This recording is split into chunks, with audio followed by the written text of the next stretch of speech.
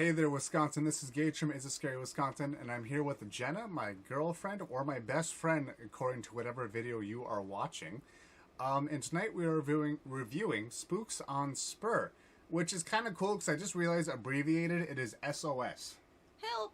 Help. Well, it's pretty cool. I realized that as I was writing the review because I wrote the initial above it. New Spooks on Spurr in New London. On Spurr Road. Jenna, would you like to start? Yeah. Today we decided to get there really early. We got there right when they started to sell the tickets, so we wouldn't have to wait in line. We still had to wait around a little bit just until the trail and the house would open up. And this year they had a fast pass option. We actually didn't even need it just because we got there early enough. And then we were able to enjoy just the beer garden part of it. They had the fire pit, the cool lights, the fog, and the band was just getting started when we were getting ready to go in. I love your little owl shirt. That's so cute. See, I decided to be festive. No, it's almost Sorry, Halloween. go ahead. Sorry. I just thought it was cute. Yeah. So let's get right into it. Scenery, I had aesthetic 5 out of 5, theme 5 out of 5, props 5 out of 5. I thought they had a lot of cool props, some new things. Lighting 4 out of 5. Gave it a nice atmosphere, especially with the woods, and I do enjoy the lights that are on the house and in the beer garden. It gives it a nice vibe. The continuity 3 out of 5 for a total of 22 out of 25.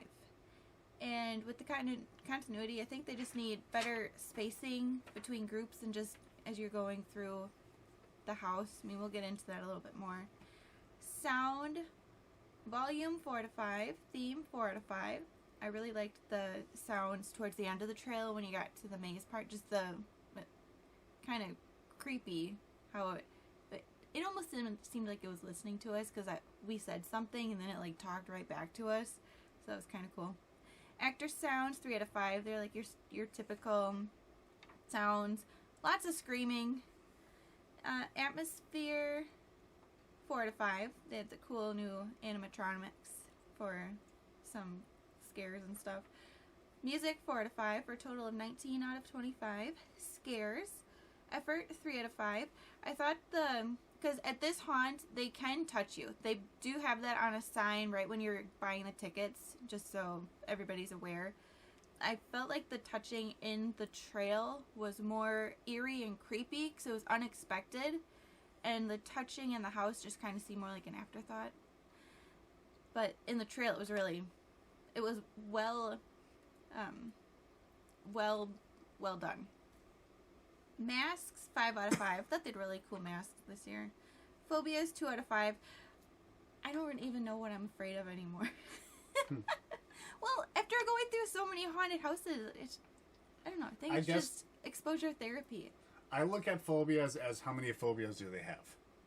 Like different kinds of phobias. That are your phobias? Not my phobias in or general, just general? but just general phobias. Like you could think of like heights, spiders, reptiles, clowns, just like stuff like that. The dark. Sure. And that's what I always think is phobia. But Okay. I mean, if that's how you interpret it, and that's your review. Yeah. That's okay. Hiding, 3 out of 5. I could see a lot of their hiding spots, but some of the actors, especially all of you on the bridge in the trail, very good for hiding. I thought that was nice. I couldn't see you at all until I was just, you know. Jump scares, I'm gonna give it a 1 out of 5. I'm sorry. I did not really get that scared. I thought like more things would have jump scared me. Usually, Gage can attest to this. Usually, I will have one good jump scare where I'll like let out a big scream. I really didn't have that this year. She did. Or this time. She didn't have a breakdown on the ground scream. I only had that once. That was a couple years ago. Halfway point. Right. Yeah. So I guess I was hoping for a little bit more of that. And I think just the hand touching was the best scare, really. But it was hard to really get a jump scare with our house just in our group. We had a couple ladies in front of us who were they were really enjoying their time, and I think they were just, it might have been their coping mechanism, or it might have just been how they go through haunts. They just, I don't know. It was just different being in a group. Just wasn't, the timing of things didn't really line up as well. So I guess that kind of took away some of the scare factor for the house for us. But the scares total was 15 out of 25. Actors, energy 3 out of 5. Scary 2 out of 5. I got scared a few times where I kind of like stepped back a little bit for actors that look like props or props that look like actors, and it's hard to tell until they move, so that was a little creepy. In character, 5 out of 5 for a total of 10 out of 15. My MVA actor was the one who was on that tractor trailer ride. I thought he was very interactive, very fun, and he did do some things that, you know, would catch you off guard. But I thought he did a nice job. He's my MVA this year. And fun. Overall, I will give you the 10 out of 10 fun. I thought it was fun. The trail was better for me than the house. And I think just the overall vibe that you get with it being the beer garden, that atmosphere, I think that does add to the fun factor. So total for this, 76 out of 100 for Spooks on Spurr. Alright, hon, take it away. Spooks on Spurr.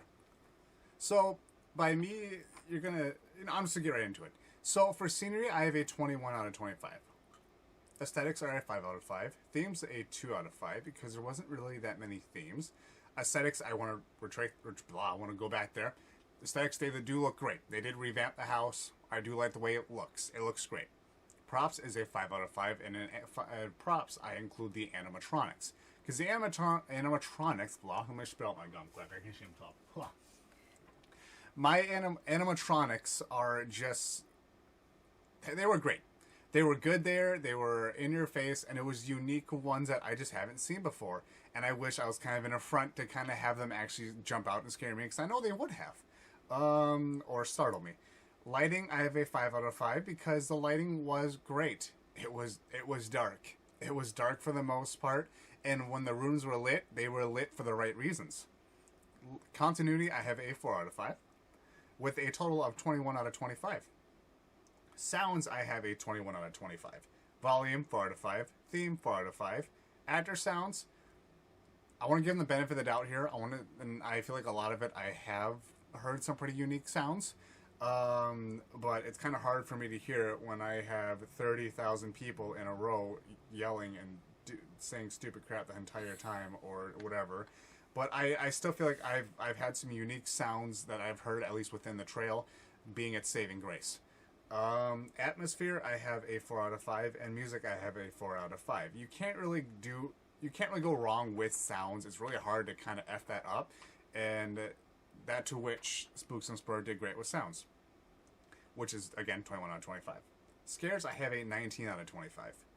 Efforts, 5 out of 5, because they did really try. The effort was there. I felt it. The mask and makeup, 5 out of 5, because it was very unique. I love the mask. I'm getting a lot of 5 out of 5s. Hang on with me. We're going to get to the end, just saying. Phobias, I have a 2 out of 5, because I didn't really encounter any unique phobias or multiple phobias, kind of the general, bare bones, darkness. I don't want to say it. I don't like to go into phobias too much, because I don't want to either spoil it for people, but I do want to also explain it. So if you don't want to hear about phobias, please just skip like 15 seconds ahead. You know, the phobias, they got the general phobias, like they got snakes, they got darkness, clowns, I think. Yeah, they had clowns. Yeah. So it's just general phobias, but I do have to give it a 2 out of 5. Nothing really unique there, or multiple of. So hiding, I have to give a 3 out of 5. When we were on the trail, I could tell when there were at least a few times I could tell when people were just either an actual person or a prop. One was kind of a dead giveaway, because she was laying in a coffin and she's supposed to be dead, but dead people don't blink, and I saw her blink.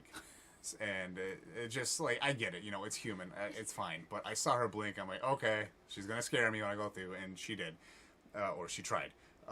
So they did okay. Otherwise, the hiding was pretty good. Especially the reason why I give it a 3 because there was a guy in the trail that hid it very well. He blended in with his backgrounds, and a lot of their costumes were naturally colored costumes. It wasn't crazy pink. It wasn't cobalt blue or a caustic purple like our purple back here. By the way, merch in the description of this video. There wasn't anything standing out, which they blended in very well. So the hiding, I said 3 out of 5. The hiding they did great too. They had a lot of hidey holes in there. Jump scares, I had to do a 4 out of 5 because I feel like a lot of the jump scares came with the shock factor of them coming up behind me and then kind of grabbing the back of my head, and which is kind of a jump scary thing, especially being in the back. You're susceptible to that. And I had someone almost tickling me, which was it was kind of cute. It was just like, get her in my neck. I'm like, oh, you little jerk. But yeah, jump scares 4 out of 5. Actors, I have 14 out of 15. Energy, 5 out of 5 because the energy was there as well as the effort. I always feel like effort and energy are very interchangeable. Scary was kind of 4 out of 5 because, like I said, I saw some jump scares happening, but the whole touching factor really is its redeeming factor there, which is why I gave it a 4 out of 5. In character, I have a 5 out of 5 because it's really hard to F that up. You can't really mess up being in character as long as you're doing your job. I get if it's out of the haunt and we're waiting for the hayride like the other guy, it's totally fine. I get it. But regardless, there wasn't really much character break at all because the immersion was there. Mm-hmm. MVA was the cleaver guy on the trail. The cleaver guy, it's the best way I can describe him because he's a big cleaver. Is it cleaver or clever? It's cleaver. Why did I say clever? Oh my god. It's cleaver. You're trying to be clever. I'm trying to be clever, but I don't. It's really backfiring. Anyways, the reason why I say he's an MVA was because I liked how us pulling up from the trail, kind of like giving the people in the haunt house line a laugh. He was hanging on the hayride. He was hanging on. He was like, "Oh, they're trying to live without me." And he was just being dragged. I thought that was really funny, and that was that showed some effort there. Hence why I also gave it a 5 out of 5 because that was a great scene to witness. And I want to say honorable mention the nun. She's a staple there just as much as the gentleman out in front of the chapel. They both do a great job, and very humorous at that. For the fun, it was a halvesies. It was a so-so. I gave it a 5 out of 10 because the trail was fun. The house was lackluster. And I'm going to go into this. The structure of the house. So the structure, what I mean is a structure of the lines and kind of getting some space in between the lines. It was very lackluster. I left the haunt very disappointed in the house because I've seen how great it could be. The problem is that the structure of how they did with the groups was very poor. Now, I'm not saying that I expect to go in there and have a private experience. No, it's okay to put us with the two annoying buzzed ladies are he's over here, whatever. I wasn't mad about that because I get it. They got to put in batches of people. Totally fine. I don't expect a private experience. My gripe is because we caught the group ahead of us halfway through the hunt, at least maybe the 1/3 of the hunt through towards the end, and they just stopped. They couldn't figure out where they're going. Jenna and I, we're in the far back. And I just stood there like this, waiting for them to get through. Now, I guess you could say, hey, Gage, why would you blame the haunt for that? Why would you blame the haunt because you got some people that don't understand how a maze works or how to get through things? And to that, I understand. But you also got to keep in mind, when it comes to, separation between groups, some haunts do it well and some haunts don't. And unfortunately, Spooks on Spurr did not do it that well. A way to remedy this is by having a actor stop a group before because an actor sees, hey, there's a group ahead and they're pretty close and there's a group back there.